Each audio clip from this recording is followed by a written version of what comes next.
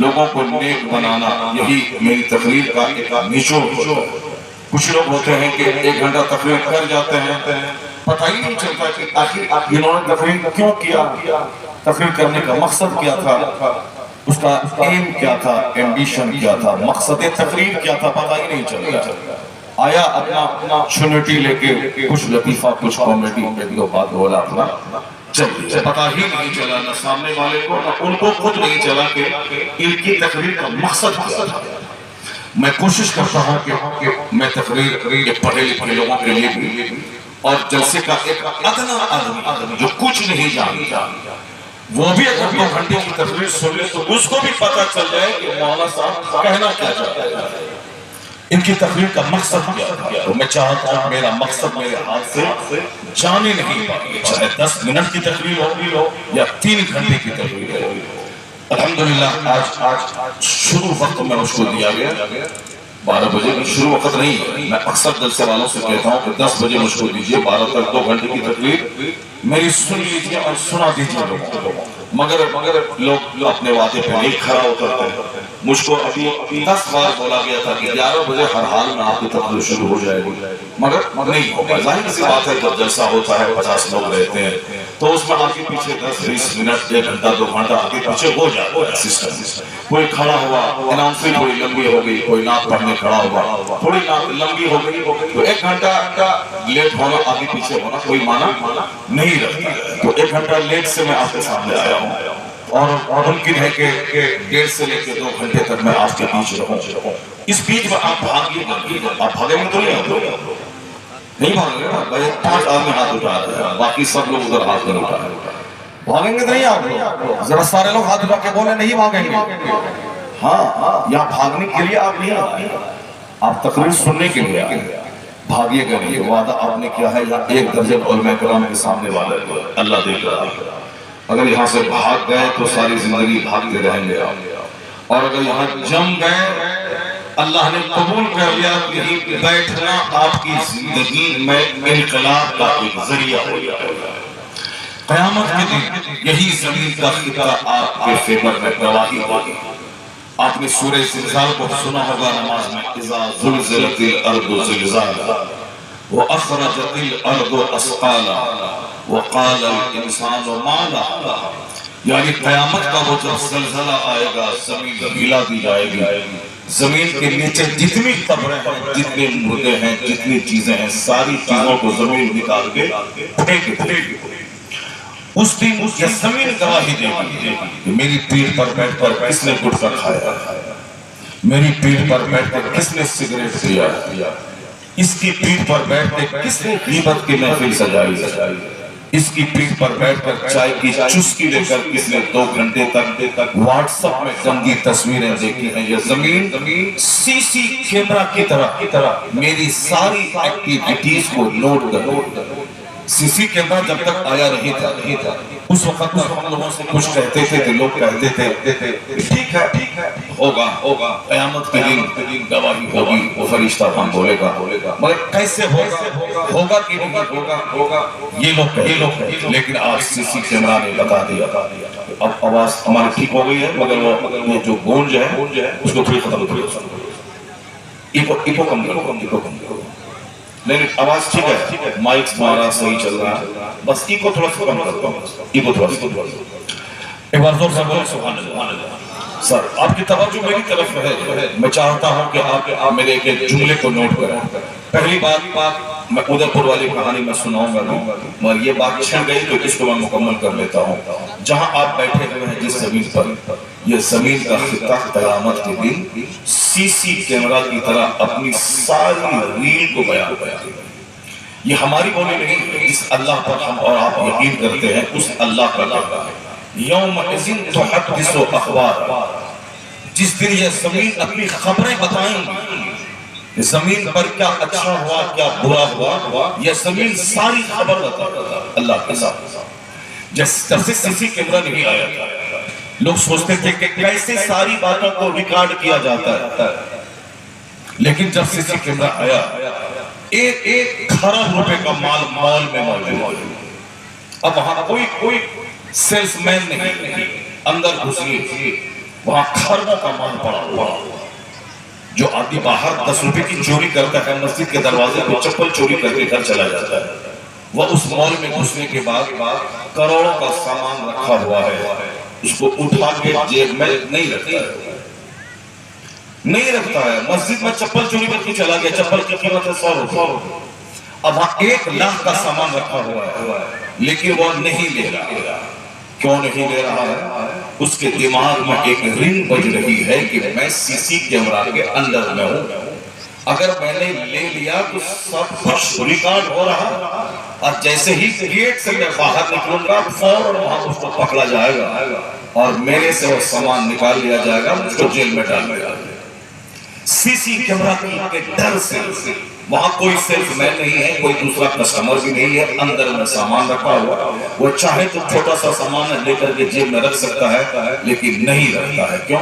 اس کے دماغ میں ہے کہ سی سی کیمرہ کے اندر میں ہے. یہ ایک تصور اس کو روکتا ہے چوری کرنے سے. قرآن شریف اگر توجہ سے آپ پڑھ لیے ہوتے، یوم اذن تحدث اخبارہا، قیامت قائم ہوگی. جس طرح سب کو موت آئے گی یہ سچ، مرنے کے بعد قیامت قائم ہوگی یہ فیکٹ ہے. اور قیامت کے دن حساب کتاب ہوگا، وہ the day of judgment ہے.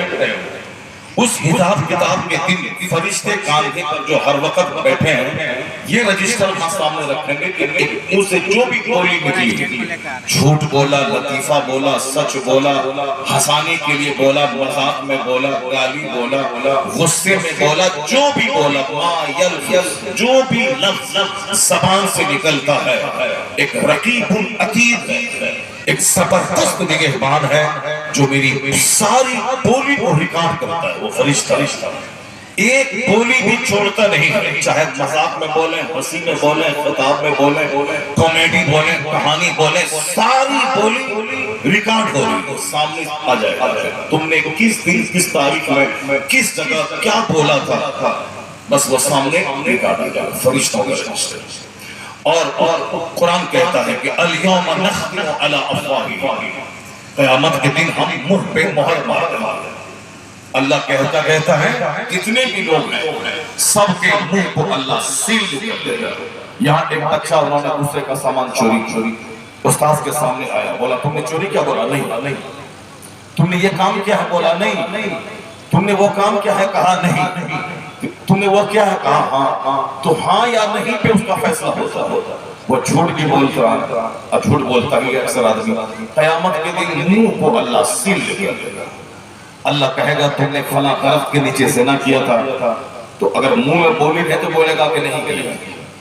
اللہ کہے گا کہ تم نے فلاں دن فلاں کے گھر سے فلاں سامان چوری کیا تھا، یہ بولے گا نہیں کیا، کیونکہ وہ سوچے گا کہ وہاں کوئی نہیں تھا، کوئی نہیں دیکھے گا، کوئی گواہ نہیں آئے گا. وہ بول سکتا ہے لیکن اللہ تعالیٰ وہاں زبان کو سیل کر دے گا. اس کو گرہ مان کے آپ رکھی، محتاط بن کے زندگی گزاری، سینسیٹیو زندگی، آزاد، بے لگام نہیں کہ کوئی نہیں ہے میرا.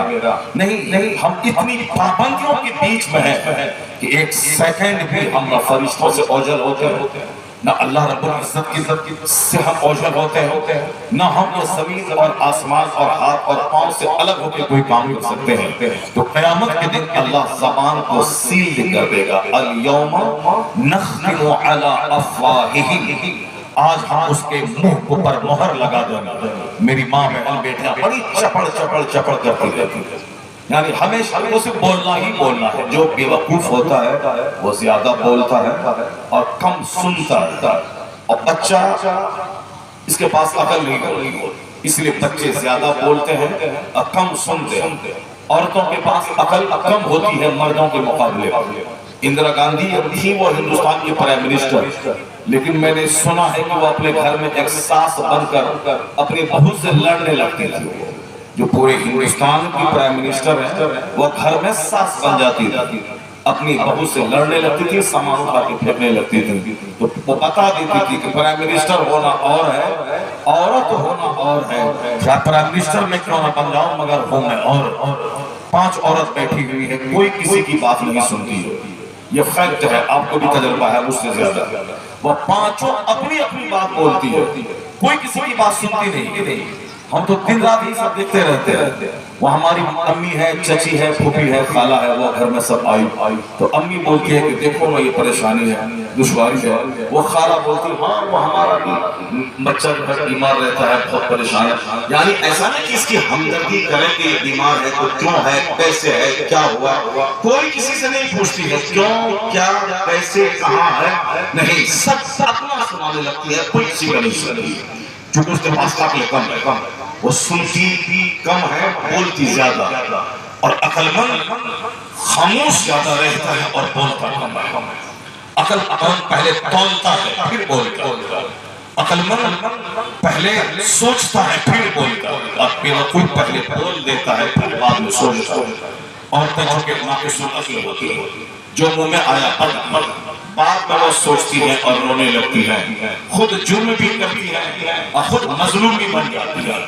یعنی جرم اس نے کیا، شوہر ناراض ہو گئے، لیکن بعد میں پھر وہی مظلوم بن جاتی ہے کہ مجھ پر ظلم ہوا، جبکہ ظلم اس نے کیا. اس نے شوہر کو تکلیف پہنچایا، اس نے شوہر کو گالی دی، شوہر ناراض ہو گیا. اب وہ چادر اوڑھ کے سو گئی، شوہر مجھ سے ناراض ہے، بات نہیں کر رہا ہے، اب ہم کیا کریں، اب ہم زہر کھا کے مر جائیں گے. یعنی غلطی اس کی ہے، جرم خود کرتی ہے، خود مظلوم بن جاتی ہے. شادی کا پہلا سال شوہر اپنی بیوی کو کہانی سناتا تھا، میں فلاں اسکول میں پڑھتا تھا، میں فلاں کالج میں پڑھتا تھا، مجھ کو فلاں لڑکی سے کانٹیکٹ ہو گیا تھا، فلاں لڑکے سے دوستی ہو گئی تھی. خوب سناتا ہے، لڑکی خوب سنتی. اور دوسرے سال لڑکی سناتی، اللہ کا غور سے سنتا، وہ بھی کہانی سناتی ہے. یہ ایک ہاتھ سنائی، وہ 10 ہاتھ آگے بڑھ کے وہ ساری باتیں بتا دیتا ہے. اور تیسرے سال یہ دونوں بولتے ہیں اور سارا محلہ سنتا ہے. یہ حال ہے سماج کا. اس لیے ہمارے بزرگوں نے آج کل میسیج دینا شروع کیا کہ مسلمانوں تم لڑتے ہو، تیری عزت خراب ہو رہی ہے، سماج میں تم بدنام ہو رہے ہو، تیری بیوی سمجھتی نہیں ہے، تم دونوں تم باہر سے گھر آتے ہو لڑائی کرتے رہتے ہو. ایک کام کرو، تم لوگ دونوں مل کر کے عربی زبان سیکھو، عربی زبان سیکھو اور دونوں عربی میں لڑائی کرو. وہ بولے گا لأقتلنک، میں تجھے قتل کر دوں گا. وہ بولے گی لأضربنک، میں تجھ کو مار دوں گی. تو تم دونوں عربی میں بولو گے، لڑائی کرو گے. اور محلہ والا سوچے گا کہ وہاں کلمہ خوانی ہو رہی ہے، وہاں فاتحہ خوانی ہو رہی ہے، وہاں پہ لوگ قرآن حدیث کی باتیں لوگ کر رہے ہیں. عربی زبان سیکھیے اور عربی زبان میں لڑیے تاکہ آپ کی عزت خراب نہیں ہوگی. اور آج کل عربی جانا ضروری ہو گیا، ورنہ اردو میں بولیں گے، چھال کھینچ لیں گے، مار کے تجھ کو طلاق دے دیں گے اور گھر سے بھگا دیں گے. سارے سماج میں آپ کی بدنامی ہو جائے. اس بدنامی سے بچنے کے لیے عربی بولیے، سارا سماج والا بولے گا وہاں فاتحہ ہوگی. اس قدر لڑائی جھگڑے ہر گھر میں ہو رہے ہیں کہ صاحب گھر رہنے کو نہیں. مہمان در سے نہیں آتے، مہمان جائیں گے وہاں گھر میں لڑائی شروع ہو جائے. لوگ جلدی سے گھر میں ٹکتا ہے، السلام علیکم، وعلیکم السلام، اور ابھی بھاگتا ہے، ارے رکو چائے پی لو، چائے پی لو. نہیں پینا چاہتا. چائے بنانے کے لیے شوہر گھر میں جا کے اندر میں بولے گا چائے بناؤ، میرا دوست آ گیا ہے، اور 50 بات اس کو پکڑا دیں گے. خالی مہمان کو بولا تمہارے پاس ہی بھائی اور دوست بند ہو. ہمارا گھر، ہماری کمائی، ہماری چینی، ہماری پتی، ہمارا دودھ، سب ہماری کمائی کا. اس کو صرف گیس سٹارٹ کر کے بنانے میں تکلیف ہوتی ہے. آج کل تو مہمان بھی آنا چھوڑ کر لڑائی جھگڑے کو چھوڑ سن کر. جس کے پاس عقل کم ہوتی ہے لڑائی زیادہ ہوتی ہے. اور جہاں صبر زیادہ ہے، 80 سال ہو جاتے ہیں پڑوس والا عورت کی آواز تک نہیں سن پاتا. 80 سال گزر جاتے ہیں، لڑائی کی آواز پڑوس تک نہیں پہنچتی ہے. جس گھر میں لڑائی کی آواز بلند ہوتی ہو اس گھر سے برکتیں ختم ہو جاتی، اس گھر سے رحمتوں کے فرشتوں کا آنا جانا ختم ہو جاتا. جس گھر میں میاں بیوی کتوں کی طرح لڑتے ہیں ان کی اولاد پر بہت خطرناک اثر ہوتا ہے. ان کے بچے آوارہ، پیار سے محروم، ماں باپ کا باغی اور دوسرے اجنبی لوگوں سے دوستی کرنے والا اس کا بچہ ہو جاتا ہے. چونکہ باپ کو پیار دینا چاہیے، وہ دونوں آپس میں لڑتے ہیں. ان دونوں کی لڑائی دیکھ کر بچہ گھر سے بیزار ہو جاتا ہے. وہ ماں باپ کے پیار سے عاری ہو کر وہ دوسروں کو ماں باپ سمجھنے لگتا ہے، گھر اجڑ جاتا ہے. اس لیے ہمیشہ صبر کے ساتھ، دھیرے کے ساتھ. وہ ناقص العقل ہے، اس سے بالکل عقل مندی سے نپٹنا پڑے گا، عقل مندی سے نپٹنا پڑے گا. عقل مندی سے نپٹنے کے لیے نہ کوئی گاندھی کا قانون آئے گا، نہ کوئی نہرو کا قانون آئے گا، نہ کوئی آئنسٹائن کا قانون آئے گا. کوئی بھی مذہب کی سارے گرنتھ پڑھ کے دیکھ لیں، ایک خوشحال میاں بیوی کے درمیان اچھے تعلقات والی اچھی زندگی خوشبودار گھر بنانے کا ضابطہ کسی کے پاس نہیں. ایک شخص نے کہا کہ عورتوں کو دبا کے رکھ، وہ ایک بار بولے 50 لاٹھی مار تب وہ کنٹرول میں رہے. کسی دوسرے نے کہا کہ عورتوں کو ہمیشہ ڈرا کے رکھ. ایک راجہ کا بیٹا شادی کرنے کے لیے گیا، وہ وہاں سے جب راجہ کی بیٹی کو لے کے آیا تو راستے بھر وہ اپنے غلام کو پیٹتا رہا، مارتا رہا. غلام کو کبھی ہاتھ سے مارتا، کبھی ڈنڈے سے مارتا. آج سے 100-200 سال پہلے وہ سمپنی گاڑی چلتی تھی، پہلے پہلے صاحب جیپ اور ٹرک اور کار نہیں تھی. اس زمانے میں بیل گاڑی تھی. ایک بادشاہ کی بیٹی تھی، لڑائی جھگڑے میں مشہور، گالی گلوچ دیتی رہتی تھی. ہمیشہ گھر کے لوگ تنگ تھے، محلے کے لوگ کہتے تھے راجکماری ہے، شادی کہاں ہوگی اس کی. کوئی دوسرا راجہ، پہلے تو الگ الگ راجہ ہوتا تھا، کوئی انہوں یہاں پیغام نہیں بھیجتا. اور ایک راجہ کا بیٹا بولا میں شادی کروں گا اس سے. رشتہ طے ہوا، شادی ہو گئی. شادی کے بعد واپسی میں جس گاڑی پہ بیٹھ کر کے، پہلے تو 100 بیل گاڑی بارات میں لوگ لے کے جاتے تھے، سمپنی گاڑی سجا کر کے جب دلہا دلہن بیٹھ کے گئے، لڑکا پورا راستہ اپنے نوکر کو جو گاڑی چلا رہا تھا کبھی اس کو گالی دیتا، کبھی ڈنڈے سے پیٹتا تھا، یہاں تک کہ 25 کلومیٹر دور تک اب نوکر کو مارتا رہا، مار کے لایا. جو جلندھر دلہن تھی، ماں سے لڑتی تھی، باپ سے لڑتی تھی، بھائی سے لڑتی تھی، نوکرانی سے لڑتی تھی، راجکماری تھی، لڑتی تھی آنے والی عورتوں سے، ماں سے، بہن سے، بھائی سے، سب سے ضدی اور چڑیل قسم کی تھی. وہ جب دیکھا کہ یہ شوہر میرا پورے 25 کلومیٹر دور تک نوکر کو مارتا رہا، ڈانٹتا رہا، تو پورے 25 سال کی ساری بدماشی اس کی ختم ہو گئی. وہ جب وہاں پہنچی اپنے شوہر کے پاس تو کونگی بن گئی، بات ہی چھوڑ دی. اب وہ بالکل پسیج بھی چکی ہے. نوکر کو جب اس قدر مار رہا ہے پورے 25 کلومیٹر دور تک، اگر میں نے کچھ کیا تو مجھ کو تو مار کے ٹھیک کر دے گا. جو کام بڑا آئنسٹائن نہیں کر پائے وہ کام ایک زبردست شوہر نے کر کے دکھا دیا. جس کو باپ سیدھا نہیں کر پایا، جس کو ماں سیدھا نہیں کر پائی، اس کو ایک عقل مند انسان نے سیدھا کر کے اس کو رکھ دیا. لوگ کہتے ہیں اسے ڈرا کے رکھ دیا. کوئی کہتے ہیں کہ بیوی بولے پورب جاؤ تو تم پچھم جاؤ، بیوی بولے ابھی سامان چاہیے تو تم 4 دن کے بعد لاتے دو. چونکہ وہ اللہ کے سلاح ہے، اگر تم نے کی ساری بات مان لی تمہارے سر پہ بیٹھ کر کے وہ حکومت کرے گی اور پھر تمہارا جینا حرام کر دے گی. وہ ناقص عقل ہے، اسی طرح سے سمجھے گی. کسی نے کہا یہ ڈاہن، کسی نے بولا یہ قاتل، کسی نے بولا یہ چڑیل ہے، کسی نے کہا یہ بھوتنی کی صورت ہے. سب نے اپنے اپنے حساب سے کہا. مگر قربان مصطفیٰ جان رحمت پہ جنہوں نے ناریوں کو سمان دیا، ناریوں کو عزت دی، عورتوں کو چڑیل نہیں کہا، عورتوں کو بھوتنی نہیں کہا، عورتوں کو کہا کہ عورتیں ٹیڑھی پسلی سے پیدا ہوئی ہیں، اسے سیدھا کرنا چاہو گے تو ٹوٹ جائے گی اور ٹوٹنا طلاق ہے اور تیرا گھر برباد ہو جائے گا. اس لیے اسے سیدھا کرنے کی کوشش مت کر، اس کو اپنی حالت میں رہنے دے. یہ بڑے کام کی چیز ہے، اس سے فائدہ حاصل کرتا رہا. یہ تیرے بچوں کو پالتی ہے، یہ تیرے گھر کو جنت بناتی ہے، یہ تجھے گناہوں سے بچاتی ہے، یہ تیری غیر موجودگی میں عزت، جان، مال، آبرو سب کی حفاظت کرتی ہے. یہ ٹیڑھی پسلی سے پیدا ہوئی ہے، ٹیڑھا پن اس کے اندر ہے. اس کو ڈنڈے سے سیدھا نہیں کر پاؤ گے. اس سے پیار کرو، جو کھاؤ کھلاؤ، جو پہنو پہناؤ، اسے صرف سمجھاؤ، اس کو بتاؤ. یعنی جو دوسرے لوگوں نے ڈنڈا کا سہارا لینے کا، اسلام نے شریعت کا ڈنڈا کا سہارا لینے کا. اگر وہ چڑیل ہو تو شریف بن جائے گی، بدماش ہو تو خاموش رہنے والی پرہیزگار بن جائے گی. اس لیے جو قانون مصطفیٰ نے دیا ہے یہی قانون ہے کہ جس سے عورتوں کو سیدھا کیا جا سکتا ہے اور عورتوں سے گھر کو جنت نما بنایا جا سکتا ہے. دوسروں نے عورتوں کو اپمانت کیا، عورتوں کو پرتاڑیت کیا، مردوں کی چتا پہ جلا کے مار ڈالا، عورتوں کو باپ کی جائیداد میں حق نہیں دیا. یہ تنہا ساتھ مصطفیٰ جان رحمت بھی ہے کہ عورتوں کے پاؤں کے نیچے جنت قرار دیا اور پھر عورتوں ماں کا چہرہ دیکھنا حج مبرور کے اجر کے برابر قرار دیا. باپ کی جائیداد میں اس کو حصہ دلایا اور شوہر سے کہا خبردار اس پر ہاتھ مت چھوڑنا، ہاتھ چھوڑنے کی نوبت آئے تو بدن میں چہرے پہ مت مارنا، اس کو ماں باپ لگا کے گالی مت دینا۔ کون ہے جس نے ان عورتوں کو خدوان بنایا، عورتوں کو سمان دیا؟ وہ ذات مصطفیٰ کی ہے جو کام کوئی نہ کیا ہو، گھر کو جنتی ماحول دینے کے لیے مصطفیٰ نے شاندار فرمان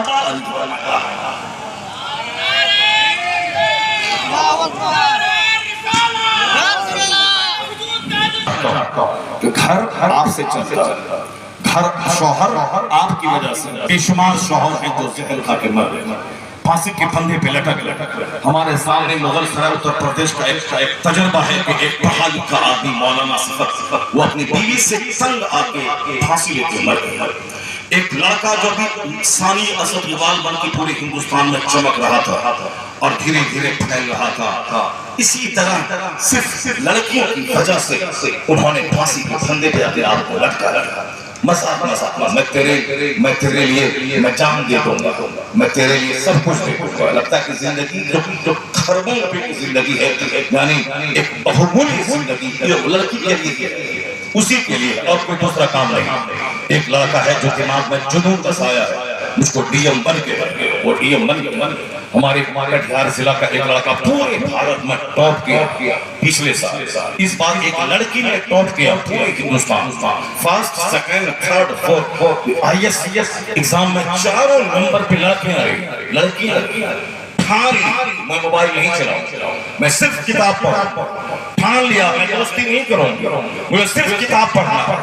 یعنی کتاب سے اس قدر عشق ہوا کہ آئی ایس میں ٹاپ کر گیا، پردھان منتری جی اس کا چہرہ دیکھتے رہتے، ہندوستان کے 600 سے زیادہ سانسد اس کو تکتے رہ گئے، ہندوستان کی 140 کروڑ کی آبادی میں حیرت ہو گئی۔ ایک معمولی گھرانے کی لڑکی آئی ایس میں ٹاپ کیسے کری؟ معمولی ایگزام نہیں ہوتا ہے، ایک آدمی 4 سال سے 18 گھنٹے پڑھتا ہے پھر بھی نہیں نکال پاتا ہے، پی ٹی نکالا مینس میں فیل ہو گیا، مینس سے نکالا اورل وائوا میں فیل ہو گیا، نہیں ہو پاتا ہے۔ بہت خطرناک بہت زبردست ایگزام ہوتا ہے اس کا، اس کے لیے اپنا پورے خون کو پانی بنانا پڑتا ہے، 18 گھنٹے اسٹڈی کرنے پڑتے ہیں، تب جا کے ایک بچہ کامیاب ہوتا ہے۔ ہندوستان کا سب سے نیتا بننا آسان ہے، 2-4 آدمی کو مرڈر کرے نیتا بن جائے، 2-4 گھنٹوں کو ساتھ میں لے کے چلے اور نیتا بن جائے، 2-4 کو چوک چوراہے پہ تماچا مارا ڈرا دیں ووٹ نہیں دیا گھر سے اٹھا کر کے پہنچا دوں گا گنگا، بس فوراً ووٹ مل جائے گا۔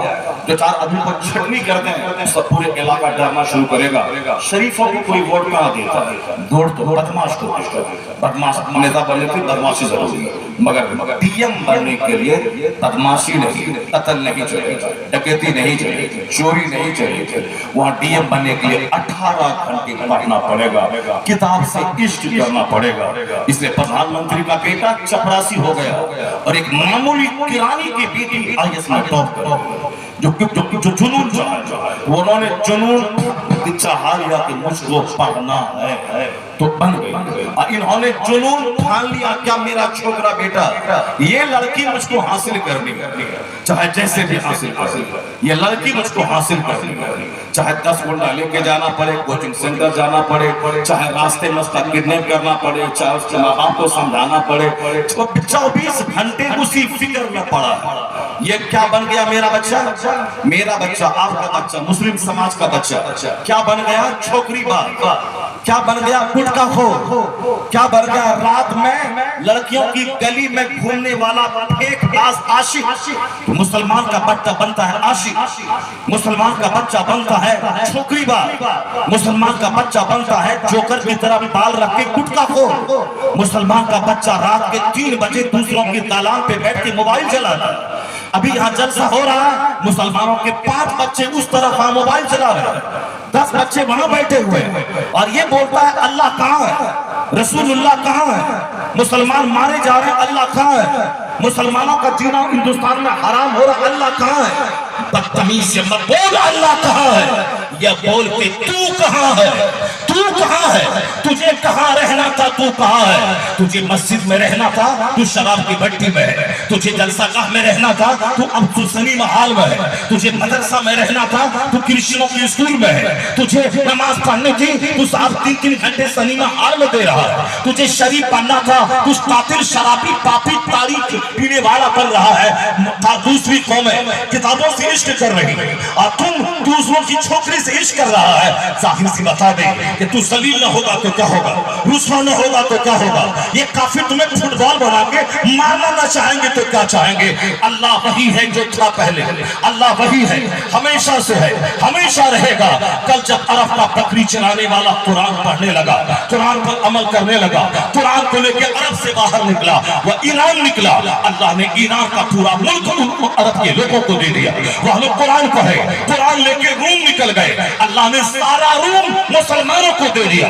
محمد ابن قاسم اسی عرب سے نکلے، وہ ہندوستان کے سندھ میں آئے، راجہ طاہر کی فوج سے ٹکرا گئے۔ وہ مٹھی پر 18 سال کا جوان تھا جس کی مختصر سی جماعت تھی، مگر دین پھیلانے، قرآن سنانے، اسلام کی دعوت دینے۔ راجہ طاہر کی فوج میں ایک مسلمان کی بیٹی ہے، اس ظالم کے قید خانے سے اس کو آزاد کرانے کا ایک جنون لے کے ہندوستان آیا، اپنا ملک چھوڑا، قرآن لے کے آیا، پڑھنا شروع کیا، سنانا شروع کیا، وہ ظالم سے ٹکرا گیا۔ اللہ نے پورا وشال بھارت مسلمانوں کے حوالے کر دیا۔ ایک دن نہیں، 2 دن نہیں، 900 سال تک اس ہندوستان کی سرزمین کا حکمراں اور حاکم اللہ نے کلمہ پڑھنے والوں کو بنا دیا۔ مسلمان نکلے عرب سے، وہ چلے گئے، بحرین گئے، مصر گئے، قسطنطنیہ گئے، ترکی گئے۔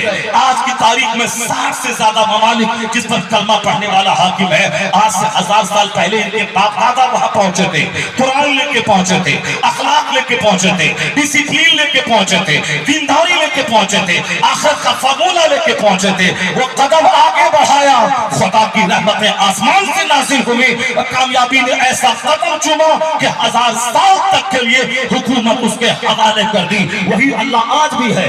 تم گفتہ خور ہو گیا، چھوکری باز ہو گیا، نماز چھوڑنے والا ہو گیا، قرآن نہیں پڑھنے والا بن گیا، مدرسے کو اجاڑ دیا، مسجد کو اجاڑ دیا، جلسے کو اجاڑ دیا، تو کافر تیری گردن پہ مسلط ہو گیا۔ وہ تمہیں مارنے کی بات کر رہا ہے، بھگانے کی بات کر رہا ہے، تمہیں NRC کے چپیٹ میں تمہیں دوسرے ملک بھیجنا چاہتا ہے، تیرے گھر کو قبرستان بنانا چاہتا ہے۔ اب عقل مندی کا تقاضا ہے، اپنے باپ داداؤں کی زندگی کا مطالعہ کر، اب دوبارہ زندگی میں یوں ٹرن لے لے، سچی توبہ کر، قرآن پڑھ، قرآن کا پیغام لے کے زمین پہ پھیل جا، آباد کر مدرسے کو، آباد کر مسجد کو، آباد کر دینی محفلوں کو۔ اللہ وہی ہے، تم قدم بڑھاؤ، پھر تمہیں صحت ملے گی، عزت ملے گی، حکومت ملے گی، خلافت ملے گی، دنیا میں ساری نعمت ملے گی، اور مر گیا تو جہنم نہیں، مصطفیٰ کی جنت ملے گی۔ سبحان اللہ، سبحان اللہ، یا رسول اللہ، زندہ باد۔ اللہ کا وعدہ ہے کہ کی محمد سے وفا تو نے تو ہم تیرے۔ یہ جہاں چیز ہے کیا اللہ طلب، تم صحت کے لیے ترس رہا، تم حکومت کے لیے ترس رہا، تم عزت کے لیے ترس رہا، اللہ سب کچھ دینے کو تیار ہے۔ یہ بہمول یہ جیون، یہ قیمتی زندگی عشق بازی کے لیے نہیں ملی، یہ قیمتی زندگی محنت کے لیے، اسٹرگل کے لیے، جدوجہد کے لیے۔ اس دنیا کو بھی آباد کرنا ہے اور آخرت کو بھی آباد کرنا ہے، دونوں کو آباد کرنا ہے، اور وہ پوری زندگی جوانی پہ منحصر ہے۔ بچپن کھیل تماشا کر، بڑھاپے میں 1 درجن بیماری، رہ گئی جوانی، اسی جوانی میں بال بچے کو دوسروں کے سامنے ہاتھ نہ پھیلانا پڑے، اتنا کمانا بھی، اسی جوانی میں محنت کر کے چھین کے نوکری بھی لینی ہے۔ کون بولا کہ ہندوستان کافروں کا ملک ہے، مسلمانوں کو نوکری نہیں ملتی ہے؟ کس نے آپ کو سکھا دیا؟ کس نے پڑھا تھا؟ ابھی 9 سال سے مودی جی کی حکومت ہندوستان میں، ہر سال UPSC کا رزلٹ نکلتا ہے، یعنی DM والی نوکری کا، IS آفیسر کا، اور ہر سال 25 سے 30 مسلمانوں کے بچے IS آفیسر بنتے ہیں۔ ہر سال 25 سے 30۔ ان کے دور میں اگر یہ مسلمانوں کا پکا دشمن ہوتا تھا، کہہ دیتا کہ صاحب آپ مسلمان نام کا کوئی لڑکا IS نکالنے نہیں پائے، کسی نے کسی بہانے سے اس کو فیل کر دینا ہے۔ لیکن نہیں، اسی پیریڈ میں کشمیر کا شاہ فیصل IS ہی نہیں کیا، IS میں ٹاپ کر کے دکھلا دیا پورے اسی پیریڈ میں پچھلے سال 30 بچے مسلمانوں کو آئے سے اس بار 7ویں نمبر پر کشمیر کا ایک لڑکا مسلمان انہوں نے 7واں استھان پورے ہندوستان میں پراپت کیا. کون بولا کہ دوسروں کا ملک ہے؟ اور پھر تم سمجھ کیسے گئے کہ دوسروں کا ملک ہے؟ یہ ہندوستان کسی دوسروں کا ملک ہے؟ یہ ہندوستان تمہارا ملک ہے، تمہارے باپ داداؤں کا ملک ہے، دوسرے لوگوں کا بھی ہے، ہمارا بھی ہے، سارے ہندوستانی کا ہندوستان ہے. ہم لوگ کسی کے رحم و کرم پہ زندہ نہیں رہتے ہیں، اور حقیقت تو یہ ہے کہ ہمارے جیسا پختہ مسلمان ہندوستانی کوئی دوسرا ہو یا نہ ہو مگر ہم تو ہیں. اس لیے کہ ہم جب دنیا میں رہتے ہیں تو مدرسہ میرا ہندوستان میں، مسجد میری ہندوستان میں، جلسہ میرا ہندوستان میں، اور پھر حج بھون میرا ہندوستان میں، خانقاہیں ہندوستان میں، اور جب میں مر جاتا ہوں تو میری قبر بھی ہندوستان میں. یعنی زمین کے اوپر ہو تو ہندوستانی اور زمین کے نیچے رہو تو ہندوستانی. اس لیے تو اس کا نیتا امریکہ سے واپس آنے کے بعد کہتا ہے کہ کیا امریکہ کی سڑکیں، کیا امریکہ کا گھر، کیا امریکہ کی بلڈنگ، کیا امریکہ کا بازار. مگر میرا بچہ امریکہ سے گھوم کے آتا ہے تو کہتا ہے امریکہ سے اچھا ہندوستان ہمارا، چائنا سے اچھا ہندوستان ہمارا، جاپان سے اچھا ہندوستان ہمارا، پاکستان سے اچھا ہندوستان ہمارا، صاحب لندن سے اچھا ہندوستان ہمارا. یعنی سارے جہاں سے اچھا ہندوستان ہمارا. ہم بلبلیں ہیں اس کی یہ گلستاں ہمارا.